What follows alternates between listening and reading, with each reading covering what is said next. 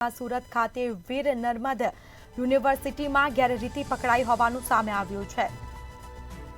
તો ગેરરીતિ કરતા પકડાયેલા 164 વિદ્યાર્થીઓને દંડ ફટકારવામાં આવ્યો છે।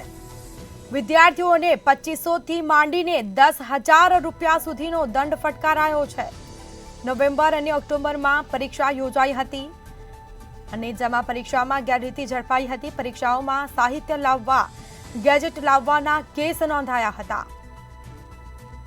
આખરે કાર્યવાહી થઈ છે। વિદ્યાર્થીઓ રબર સહિતની સ્ટેશનરી પર જવાબ લખીને લાવ્યા હતા, જેમાં દંડ ફટકારવામાં આવ્યો છે। ઉત્તરવહીમાં વિગતો ભરવામાં ભૂલ કરતા પણ કેસ થયા હતા।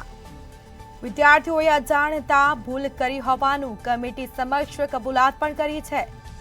વિદ્યાર્થીઓએ કબૂલાત કરતા તેઓને નિર્દોષ છોડી દેવામાં આવ્યા છે। વધુ વિગતો સાથે સંવાદદાતા રાબિયા સાલે ફોન લાઈન પર જોડાયા છે। જી, વીર નર્મદ દક્ષિણ ગુજરાત યુનિવર્સિટીમાં જે ગેરરીતિ ઝડપાઈ હતી, વિદ્યાર્થીઓને દંડ ફટકારવામાં આવ્યો છે, શું છે મામલો?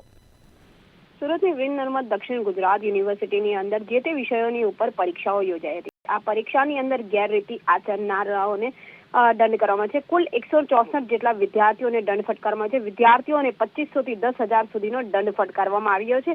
વીએનએસયુની જે સંલગ્ન કોલેજો છે, આ કોલેજોમાં નવેમ્બર અને ડિસેમ્બરમાં વિવિધ પરીક્ષાઓ યોજાઈ હતી। આ યોજાયેલી પરીક્ષામાં કેટલાક વિદ્યાર્થીઓ ગેરરીતિ કરતા પકડાયા હતા। તે વિદ્યાર્થીઓનું યુનિવર્સિટી દ્વારા ગતરોજ એમપીઈસી સમક્ષ હિયરિંગ કરવામાં આવ્યું હતું, જે બાદ 164 જેટલા વિદ્યાર્થીઓને સજા ફટકારવામાં આવી છે। ત્યારે વિદ્યાર્થીઓનું જે તે વિષયમાં ચોરી કરતા પકડાતા વિષયનું પરિણામ પણ રદ કરવામાં આવ્યું છે। સ્પષ્ટ કહી શકાય છે કે યુનિવર્સિટીમાં જે પરીક્ષાઓ યોજાઈ હતી, આ પરીક્ષાની અંદર સાહિત્ય, વિદ્યાર્થીઓ દ્વારા ઇલેક્ટ્રિક ગેજેટ, આ તમામ લાવવાની અંદર હાથ પગના ઉપર લખવાનું, રબર સહિતની સ્ટેશનરીઓ પર જવાબ લખીને લાવવાનું, આ તમામ કિસ્સાઓની અંદર જે છે યુનિવર્સિટી દ્વારા દંડનીય કાર્યવાહી સાથે કેટલાક પરિણામો રદ પણ કરવામાં આવ્યા છે। જી સ્મિતા।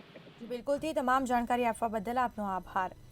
તો જે પરીક્ષામાં ગેરરીતિ પકડાઈ હતી, ગેરરીતિ કરતા પકડાયેલા 164 વિદ્યાર્થીઓને દંડ ફટકારવામાં આવ્યો છે। વિદ્યાર્થીઓને 2500 થી માંડીને 10,000 સુધીનો દંડ ફટકારવામાં આવ્યો છે। નવેમ્બર અને ઓક્ટોબરમાં પરીક્ષાઓ યોજાઈ હતી અને જેમાં ગેરરીતિ ઝડપાઈ હતી। પરીક્ષાઓમાં સાહિત્ય લાવવા ગેજેટ લાવવાના કેસ પણ નોંધાયા હતા।